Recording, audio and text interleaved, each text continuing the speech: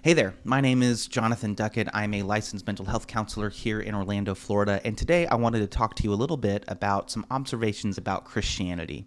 Now, I still identify as a Christian, but I have left what I would call evangelicalism, fundamentalism, sort of mainstream or mainline Christianity in favor of something that feels a little bit more vibrant to me, a little bit more authentic to me, and is certainly more inclusive of a lot of the nuance and mystery that I experience just living in the world as we know it.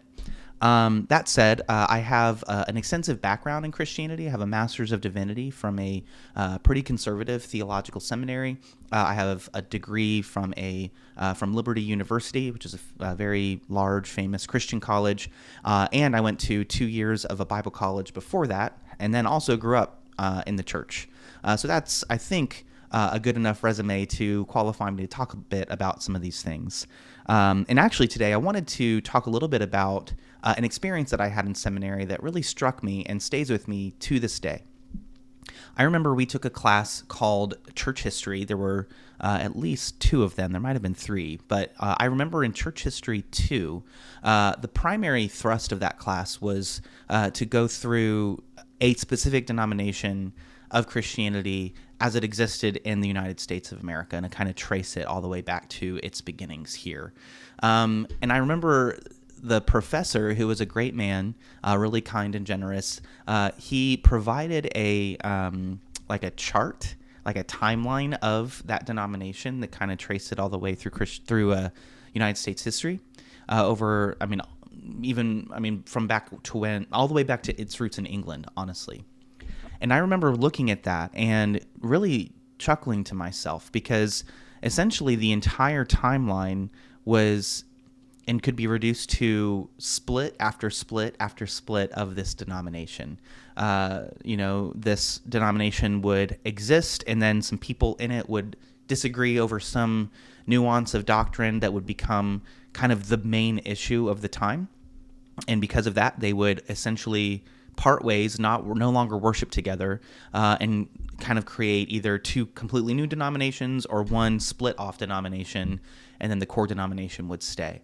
And that happened time after time after time after time again. It looks like a really kind of screwed up family tree if you look at the chart, the way that it was presented to us, because the people in this denomination would always have something to disagree with. And you have to understand that in this particular branch of Christianity, the most important thing is complete and total theological accuracy. That a person's ability to make accurate statements about God, theology, and salvation that lines up with an inerrant view of the Bible is the person's qualifier to be able to lead at all, or to really be a valid Christian at all. So eventually, inevitably, you would have people who would disagree over some finer point of doctrine or some interpretation of Scripture. That small thing would become the thing, and those people would split off. And then that would happen hundreds of times throughout the centuries till we have the probably countless, frankly, denominations that we experience in the United States today. And it never sat well with me. I remember even being in the denomination itself, it never sat well with me that people would part ways and separate over issues like this, because I read the Bible and I read Jesus as being remarkably inclusive, even of people with whom he had profound moral, not just theological disagreements. I also want to talk a little bit about another video I watched recently on a channel called The Genetically Modified Skeptic. I really like this guy's content. He's a former Christian, now an atheist, but he does a lot of work in politics. He talks a lot about deconstruction. In this video, he talked about how he no longer wants to argue with people on the internet, which I profoundly support. I think that that's an unhelpful use of time. That said, he, over the course of the video, was also talking to an incredible woman by the name of Dr. Sarah Stein Lubrano. She's like a sociologist. And in the video, she just kind of went off on this monologue for a few minutes. And I was so impressed by what she said that I actually want to read a little bit of what she said here. She said this: "Something that I am trying to theorize about," this is Dr. Lubrano, Something that I'm trying to theorize about right now in a language that is, I hope, accessible for people is that comfort is a very bad place to find happiness. Side note, could not agree more with that comment. This is interesting because people might associate these things with each other, and I could give you a bunch of empirical data, but sometimes it is more helpful to think about this in a theory or a philosophy way. What is freedom? Right now, we live in a society that tells us that freedom is freedom from any government interference, freedom from anyone else's desires or inconveniences. And if you look in particular about what people with money do, they almost always end up buying stuff to get them away from other people. They don't take public transit anymore. They don't have to be in public spaces with other people. They don't have to sweat in a room with anyone because the AC isn't working. There is minimum inconvenience. She goes on to talk at length about like critiques of capitalism, which I support, a bunch of stuff like that. But I really wanted to hone in on this idea that people with money, or in other cases, people with power or influence, have this tendency to use that power to get away from other people. So remembering what I said about denominations, remembering what I said about, or remembering what Dr. Lubrano said, holding those things in mind, I want to talk a little bit also about my favorite writer, C.S. Lewis. Now, if you don't know, C.S. Lewis was a profound author in the mid-20th century. He wrote the Chronicles of Narnia, which you've almost certainly heard of, but he also was famous for his apologetic or philosophical works. I actually don't think he was very successful as an apologist. I think he was far more successful as sort of a mystic, like a Christian mystic. But again, I will talk about that maybe at another time. One of my favorite books, though, that C.S. Lewis wrote is a book called The Great Divorce. I actually have it right here. So The Great Divorce, it is well worth the short time it takes to read through. The premise of the book is that C.S. Lewis is kind of doing a fantasy autobiography where he finds himself in hell and is waiting in line for a bus that is going to take him on a little trip to heaven. And he gets to talking with the people in hell, and they're describing what hell is like. And one of the things that is of note is that he's talking to this guy about is that when you come into hell, you are given the power to have anything that you want just by thinking it. If you think a house, there your house is. And at first, it's great. You find a street that you want to move into that's probably empty, and you make your house, and it's great. But inevitably, you end up having some kind of a disagreement with your neighbor. And that disagreement grows and grows over time to the point where one or both of you are going to leave your place and move further away from one another to an empty street that's further away from other people.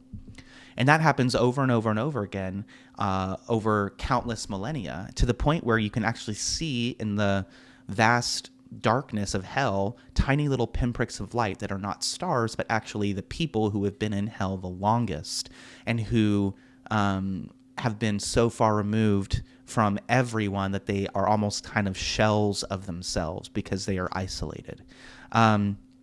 This is, of course, not what Lewis literally thought hell was, but he gives us this powerful, powerful metaphor of, I think, what makes hell so horrible.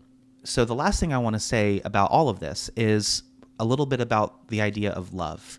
Richard Rohr, who's this Catholic mystic priest that I really appreciate, I was listening to a podcast, I think, that he was talking on. I wish I remembered. I wish I had written it down where I'd heard this. But regardless, he said one time that love is both communion and distinction, right? Love is two things that are different, distinction, in communion, at one, like in oneness, right?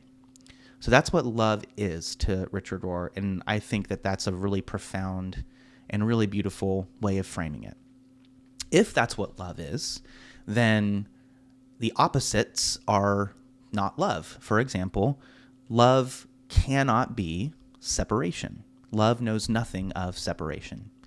I don't want to be too general and too ideological here, but I want to kind of boil all this down to a single point, which is thinking about my seminary experience and seeing the denominational history in the United States of just split after split after split. Thinking about what Dr. Lubrano said about people with power and how they use that power to get away from other people, thinking about Lewis and his idea or vision of hell, and then thinking about Richard Rohr's idea of love, here's my question that all of that leaves me with. If Christians are supposedly in the know about how to get to heaven, if Christians have the monopoly on heaven and salvation, then why does their history and their culture and their livelihood or lifestyle look so much like hell? If you look at Christians, I see a lot of separation. I see a lot of arguing. I see a lot of bickering. It is far easier to go. I mean, I grew up in a fundamentalist church, and every Sunday we heard far more about what all the other supposed Christians were doing wrong than we ever heard about what anyone was doing right, and certainly about what Jesus feels about any of that. This idea that Christians are a monolith is just not true. They are a wildly separated group of people. And I think that from the outside looking in, it becomes very telling that by their own standard of what hell is, a lot of them are already there. This actually lines up, I think, with what Jesus talks about, how he will say or how many people will say to him one day, Lord, Lord, and he will say, depart from me, I never knew you. I used to be terrified of that passage because I was convinced that would be me. Like maybe I didn't believe the right thing, or I didn't believe hard enough, or I didn't do the right thing. And as I have grown and as I don't know if you would call it deconstructed. For me, it's been more like a renegotiation of faith. But regardless, I've come to realize that that's not really the spirit of what Jesus is all about. Jesus is about inclusivity. He's about communion, and he's about distinction. He doesn't want people to all look exactly the same. And that's another thing about evangelical fundamentalism. If you go like to any mega church, everyone kind of looks the same. Everyone's expected to behave the same. Everything has to be monolithic. Love knows nothing of separation, and love knows nothing of sameness, right? Because love is distinction and communion. So that's the question that I am left with after kind of pondering these ideas. Again, if Christians do have the monopoly on heaven and salvation and the good life, then why in the world does everything that they touch, everything that they do, strike me so much like hell? If you at all resonate with anything that I've said, or if you appreciate it, I would very much appreciate engaging in conversation, whether it's in the comments or reach out to me in email form or whatever. But I definitely want to throw my 2 cents into the ongoing conversation that's happening nowadays about theology and deconstruction and Christianity, especially as it exists in the United States. So thank you for watching. Thank you for engaging if you do. And if you have anything to add, please don't hesitate to do so. I appreciate you, and be well. All right, take care.